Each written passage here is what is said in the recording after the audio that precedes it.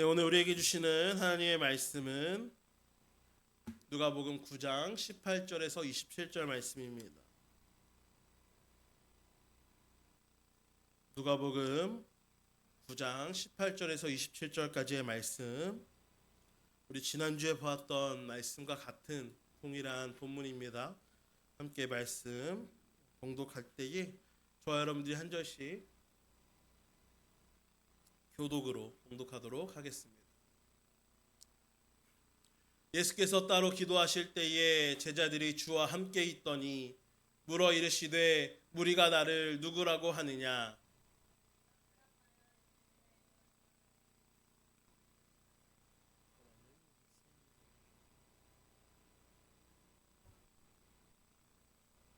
예수께서 이르시되 너희는 나를 누구라 하느냐?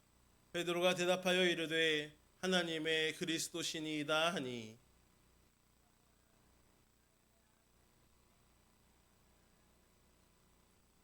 이르시되 인자가 많은 고난을 받고 장로들과 대제사장들과 서기관들에게 버림받아 죽임을 당하고 제3일에 살아나야 하리라 하시고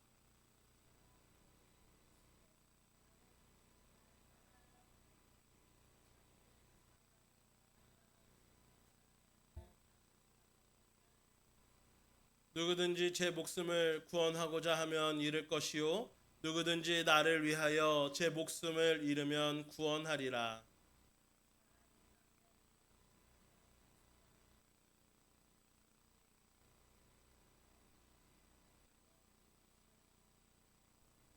누구든지 나와 내 말을 부끄러워하면 인자도 자기와 아버지와 거룩한 천사들의 영광으로 올 때에 그 사람을 부끄러워하리라.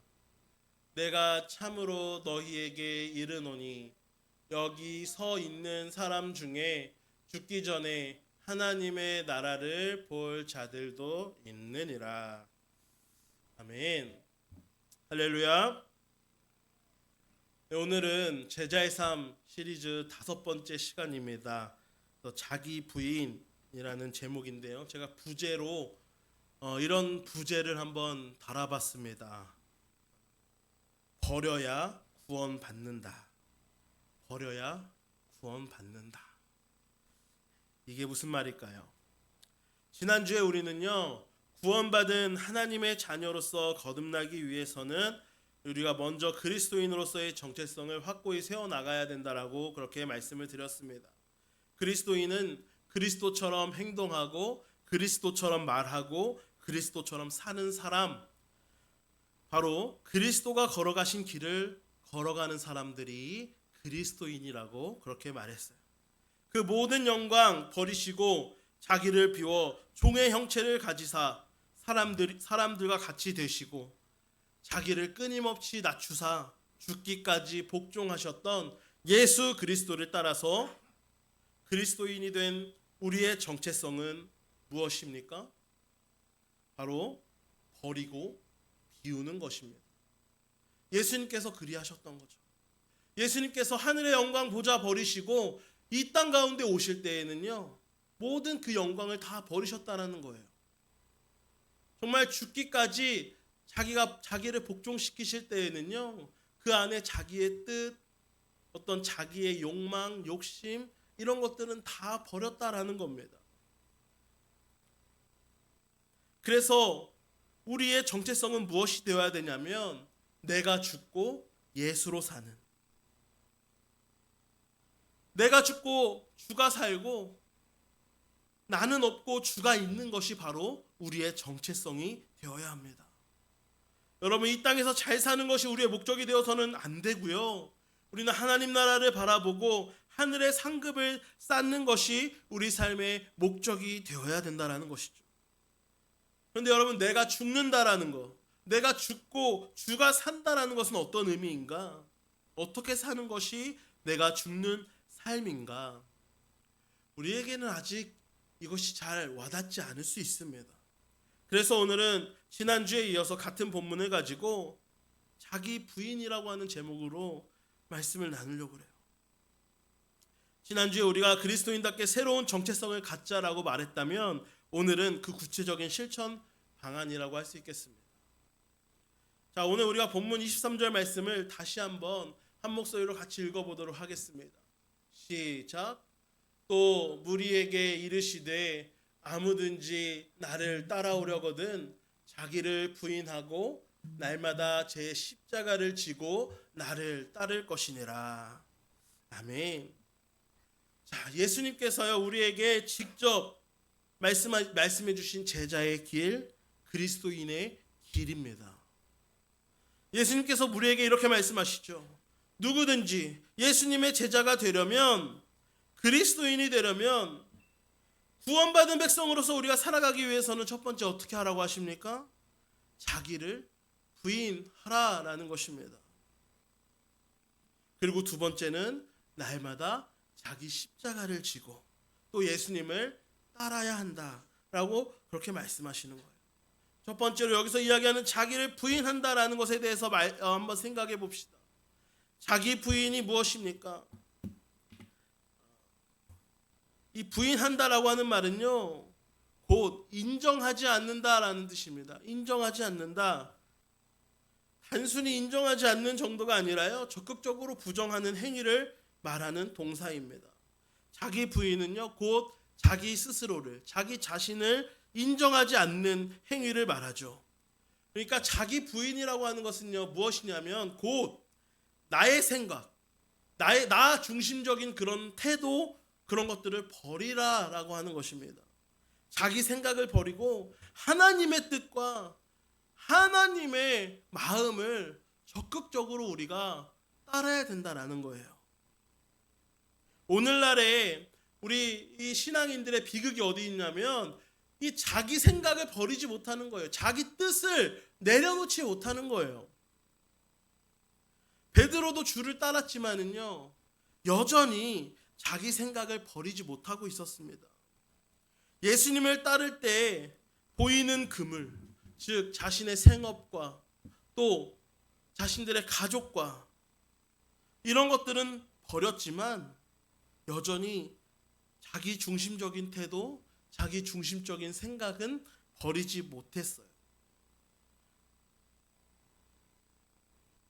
자기 부인은 여전히 버리지 못하는 자기 중심적인 자아를 버리라는 것입니다. 여러분, 내 안에 나의 주관, 나의 생각, 나의 자아가 강하게 살아있으면은요, 여러분 설교도 귀에 들어오지 않아요.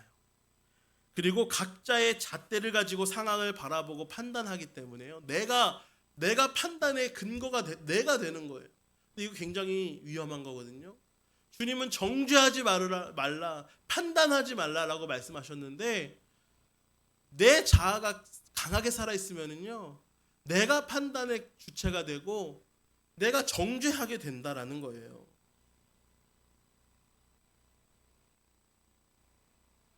그래서 여러분 잘 아는 노래 중에 가시나무 새라는 노래 있지 않습니까? 옛날에 시인과 촌장이라고 하는 가수의 노래, 가시나무 새라는 노래가 있습니다. 이 노래를 쓰신 분이 하덕규 목사님이에요. 그 가사가 이렇습니다. 내 속엔 내가 너무도 많아 당신의 쉴 곳 없네. 내 속엔 헛된 바램들로 당신의 편할 곳 없네. 여기서 당신은 주님이라는 것을 우리는 알 수 있습니다. 내 내면에 내가 너무 많다라는 거예요. 내가 너무 많다라는 것은요, 헛된 바람들로 인해서 내 생각이 너무 많다라는 겁니다. 여전히 나는 예수님을 믿는다라고 하면서도 이기적이고 탐욕적인 마음으로 성경을 해석하고 마음이 삭막해지고 생각이 많아지는 것이 바로 우리들이라는 거예요. 그래서 자기 부인이라는 것은 이러한 우리들의 마음 가운데 하나님의 자리를 내어드리는 것입니다. 그런가 하면 자기 부인의 또 다른 의미는 무엇이냐면 하나님을 전적으로 의지하는 태도를 이야기하는 겁니다. 우리의 신앙생활의 이 어떤 점검에 있어서 이 자기 중심적인 자아가 얼마나 깨뜨려지고 있는가, 우리가 이 자기 부인이라고 하는 것은요, 나를 버리는 것뿐만이 아니라 그 나를 버리는 거 플러스 뭐예요? 내가 하나님만을 의지하겠다라고 하는 그런 고백인 거고 그런 삶의 모습인 거죠. 내가 나를 버리고 만약에 나를 버리고 어떤 세상에 어떤 유명한 뭐 연예인의 생각을 가지고 살아야지. 이건 말이 안 되잖아요. 성경에서 말하니 자기 부인은 나의 뜻, 나의 생각, 나의 자아를 내려놓음과 동시에 온전히 내가 주님만 의지하고 주님만 따르겠다라고 하는 그런 태도가 함께 수반되어야 된다는 겁니다. 내 자아를 꺾고 내 마음 가운데 하나님이 편히 쉬시고 편히 하나님이 거하실 만한 그런 공간을 얼마만큼 만들어내느냐가 바로 관건입니다.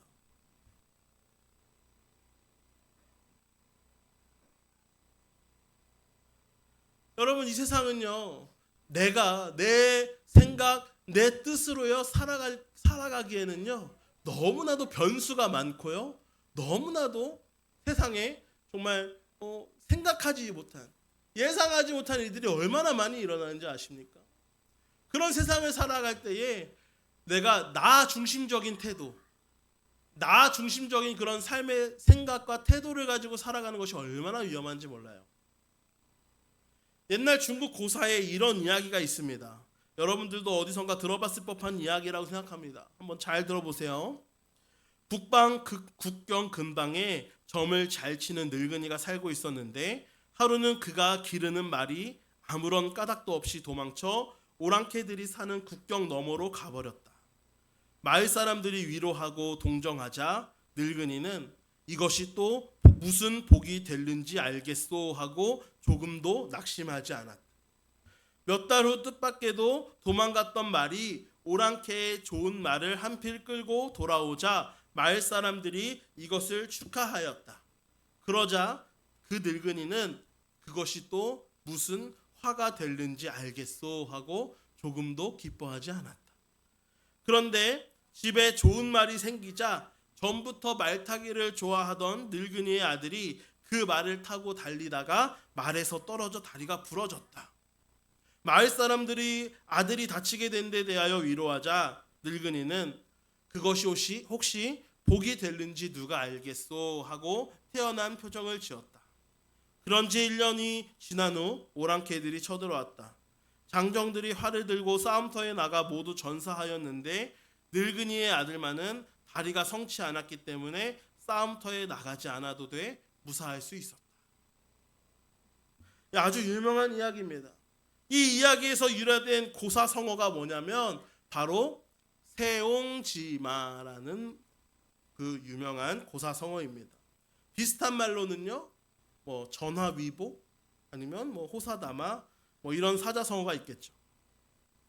근데 우리가 사는 세상에 있어서요, 여러분, 이렇게 모든 일들이 당장에는 좋아 보일 수 있지만 나쁜 결과를 가져올 수도 있고, 당장은 좋아 보이는 그런 결과이지만 나중에는 세월이 지나면은 결코 좋지 않은 결과를 또 야기할 수도 있다라는 겁니다. 여러분, 이 고사에 나오는 늙은이의 태도가 바로 자기 부인의 모습이 아닌가 싶어요. 좋은 일이 나쁜 결과를 가져올 수도 있고 나쁜 일이 좋은 일의 원인이 될 수도 있습니다. 하지만 그것을 우리는 알 수는 없어요. 오로지 누구만이 아시냐면 이 세상을 창조하시고 이 땅을 다스리시는 하나님만이 아신다라는 겁니다. 그러면 그 어느 누구도 우리의 앞길에 어떤 일이 일어날지, 우리가 앞으로 어떤 상황에 처하게 될지 아는 사람은 단 한 사람도 없어요. 우리에게 일어나는 일들이 좋은 일이든 나쁜 일이든 거기에 일희일비하지 않고, 또한 우리 스스로 어떻게든 이거를 해보려고 아둥바둥 기를 쓴다거나 악을 쓰는 것이 아니라 우리가 마음 편히 살 수 있는 건 뭐예요? 그냥 이 모든 것을 주님께 맡기는 거예요. 하나님만을 의지하는 거예요. 그것이 바로 우리가 걸어가야 하는 자기 부인의 삶입니다. 우리의 미래가 어떻게 될지는 모르겠지만 하나는 확실하다라는 거예요. 뭡니까? 하나님은요, 우리를 절대로 그냥 망하는 길로 인도하지는 않으신다라는 거예요. 아무도 내딛지 않는 곳, 또 좁은 길로 우리를 인도하실지는 모르겠지만 우리를 불안으로 또 절망으로 내몰지는 않으실 거라는 거예요.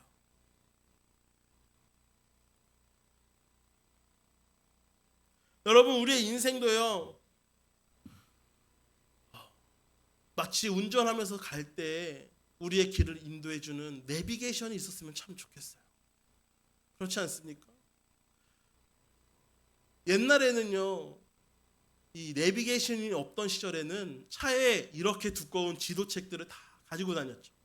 그래서 차를 사면은요. 그 지도책을 그 차에 같이 껴서 줬었어요. 그러면 이제 옆에 조수석에 앉아서 이제 그걸 보면서 어디서 빠져야 돼, 어디서 몇 번 국도로 갈아타야 돼, 이런 것들을 옆에서 봐줘야 되는 거예요. 그런데 그런 거를 잘 못 보는 사람이 있으면은요, 엄청 고생하는 겁니다. 막 길을 돌고 돌고 뺑뺑 돌면서 얼마나 그렇게 시간을 많이 소요했는지 몰라요. 그런데 요즘에는요, 어떻습니까? 요즘에는 어디를 간다 해도 걱정이 없는 거예요. 왜냐하면 우리에게 친절하게 길을 안내해주는 내비게이션이 있다는 겁니다. 그래서요, 내가 모르는 게 초행길을 가더라도 두렵지 않은 거예요. 그리고요, 만약에 내비게이션이 또 좋은 게 뭐냐면은요, 여러분들도 다 아시잖아요. 내가 만약에 여기서 빠져야 되는데 거기를 놓쳤어. 그 길을 놓쳤어. 그러면은 어떻습니까? 바로 내비게이션은요, 그 다음에 최적의 경로를 또 우리에게 안내해 준다라는 거예요. 내가 길을 놓쳤지만, 내가 길을 잃었지만 그 상황에서도 다시 경로를 재탐색해서 가장 적합한 길로 다시 인도해 준다라는 겁니다. 여러분 우리의 인생도 마찬가지예요.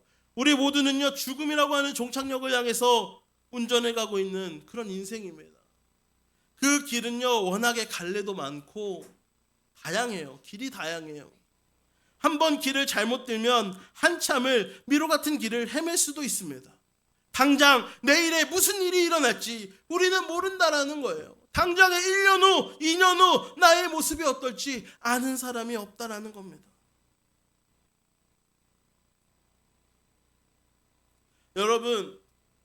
여러분은 천국이 있다고 믿으십니까?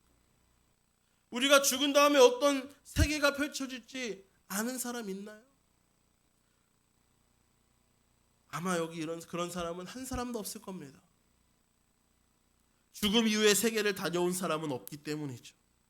하지만 분명한 것은요, 저는 믿어요.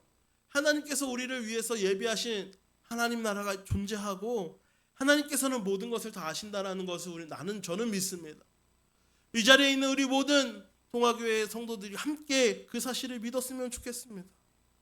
그렇다면 여러분들의 인생을 안전하게 우리의 종착지, 우리의 인생의 궁극적인 목적지 천국까지 우리를 안내해 줄 수 있는 그런 하나님만이 그 길을 온전히 우리를 안내해 줄 수 있다는 거예요. 시편 37편 5절은 이렇게 말씀합니다.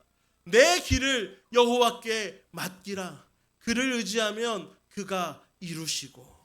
아멘. 매우 간단합니다. 우리 인생의 핸들을 하나님께 맡기면 되는 겁니다. 하나님이 운전하시는 그 차량에 편안하게 몸을 싣고 가기만 하면 되는 거예요. 가끔은 길이 막히는 것 같고 내가 생각하는 길과는 전혀 다른 길로 간다고 해도 분명한 것은요, 하나님께서 운전하시는 버스는 결국에 우리가 반드시 우리를 원하는 목적지에 도착시켜 줄 거라는 사실입니다. 오늘 본문 말씀 24절 25절을 우리가 다시 한번 읽어보도록 하겠습니다. 24절 25절입니다. 함께 읽겠습니다. 시작. 누구든지 제 목숨을 구원하고자 하면 잃을 것이요 누구든지 나를 위하여 제 목숨을 잃으면 구원하리라. 사람이 만일 온 천하를 얻고도 자기를 잃든지 빼앗기든지 하면 무엇이 유익하리요. 여기서 제 목숨은요 바로 자기 자신, 자기 자아를 이야기하는 것이고요. 우리가 예수님을 위하여 내 자아를 버리고 그 자리에 예수님을 주인으로 모시면 우리는 구원의 확신을 얻게 되는 겁니다.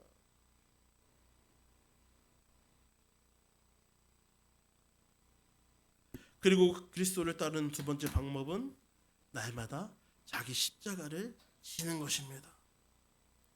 여기서 말하는 자기 부인과 자기 십자가는요 사실 다른 게 아니고 같은 말이에요. 같은 말. 자기를 부인하는 것이 곧 자기 십자가를 지는 것이라는 말씀입니다.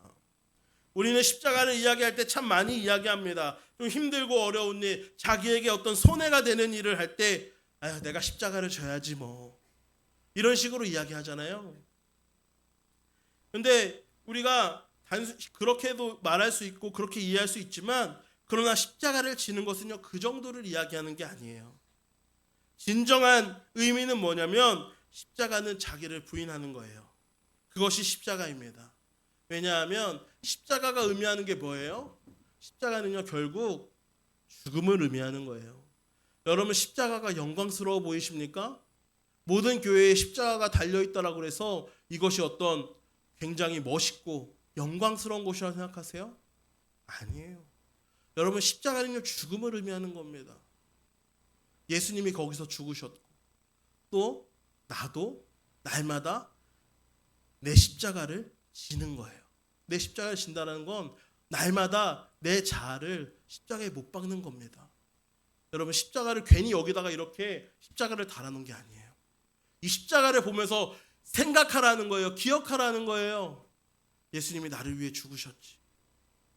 나도 나를 십자가에 못 박아 죽이고 예수로 살아야지.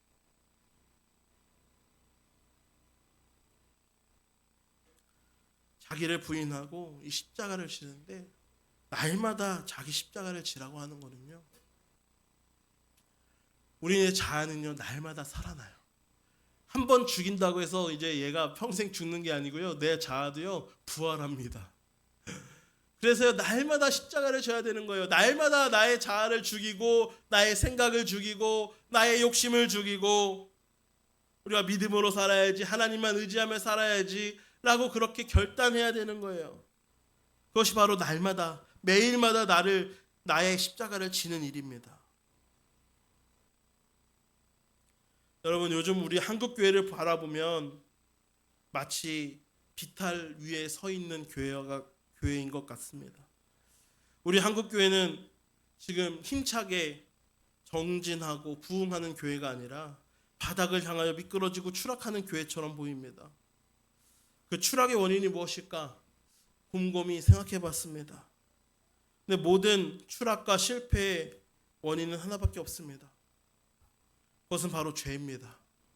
죄는 욕심이고, 욕심은 자기를 부인하지 못하고, 자기 부인을 하지 못하는 데 있어서 나타나는 그런 현상입니다. 예수님처럼 낮아지는 것이 아니라 자꾸만 높아지려고 하기 때문에 추락하고 타락하는 것입니다.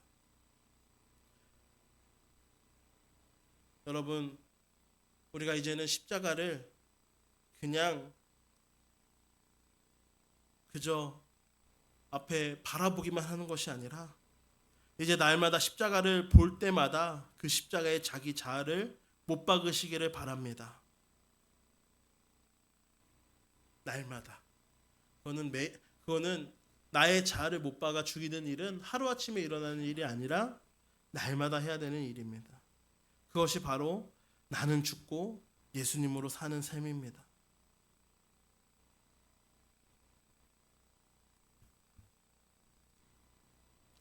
예수님께서 이 땅에 왜 오셨습니까? 예수님은 온 세상의 모든 전쟁을 멈추고 기근과 가난을 없애고 경제를 발전시켜서 우리가 더 좋은 음식을 먹고 더 안락한 침대에서 자고 더 크고 멋진 집에서 살도록 하기 위해서 이 땅에 오신 것이 아니에요. 성경 말씀에 어디에도 예수님이 그런 목적을 위해서 이 땅에 오셨다라고 말씀하지 않으십니다. 그런데 많은 사람들이 마치 예수님이 나를 위해서, 내가 좋은 집에 살기 위해서, 좋은 차를 타게 하기 위해서, 내가 맛있는 거 먹게 하기 위해서 예수님 오셨다라고 그렇게 생각하면서 사는 것처럼 그렇게 살아간다는 겁니다. 그게 아니에요. 예수님은 우리에게 생명을 주시기 위해서 오셨어요. 그 생명은 영원한 생명입니다. 죽음 이후에 우리는 그것이 끝이 아님을 믿습니다. 그 이후에 있을 천국을 믿는 사람들이 바로 우리들입니다. 예수님을 따르는 길이 바로 생명의 길입니다. 예수님은 말씀하셨어요. 내가 곧 길이요 진리요 생명이니 나로 말미암지 않고는 아버지께로 올 자가 없느니라. 세상에서 잘 살고 잘 먹고 높아지는 것을 추구하는 것은요, 예수님을 따르는 삶이 아니에요. 제자의 삶이 아니에요. 그리고 그 길의 끝은 결국 사망이고 멸망입니다. 여러분은 평생 자기를 부인하고 날마다 제 십자가를 지고 예수님을 따르는 예수님의 제자들이 되시기를 소망합니다. 참된 그리스도인으로서 정체성을 가지시고 예수님 한 분이면 충분한 사람, 예수님 안에서 죽고 예수님의 생명으로 사는 사람들이 되시기를 간절히 축복합니다. 그래서 예수님으로부터 영원한 생명을 얻고 천국을 소유하는 천국 백성들이 다 되실 수 있기를 주님의 이름으로 간절히 축원합니다. 기도하겠습니다. 사랑의 하나님 아버지, 감사합니다. 오늘 우리는 그리스도인으로 제자로 살기 위해서 자기를 부인하고 날마다 내 자아를 십자가에 못 박아 죽여야 한다는 것을 다시 한번 말씀을 듣고 깨닫습니다. 아버지 하나님, 나 자신을 죽이는 것이 얼마나 힘들고 어려운 것인지 우리는 너무나도 잘 알고 있습니다. 주님, 내 힘으로 할 수 있는 것이 아니라 성령께서 나와 함께 동행하실 때에 자기 부인이 가능할 줄로 믿습니다. 내 욕심, 내 자아, 내 생각 다 내려놓고 온전히 내 안에 예수 그리스도의 말씀과 예수 그리스도의 사랑으로 가득 채울 수 있도록 주님 역사하여 주시옵소서. 그리하여 주님 예비하신 영원한 생명을 받아 누리며 죽음 이후에도 우리는 멸망하지 않고 하나님 나라에서 영원히 머물 것을 믿으며 그 길을 향하여 한 걸음 한 걸음 나아가는 제자들이 되게 하여 주옵소서. 예수 그리스도의 이름으로 간절히 기도드리옵나이다.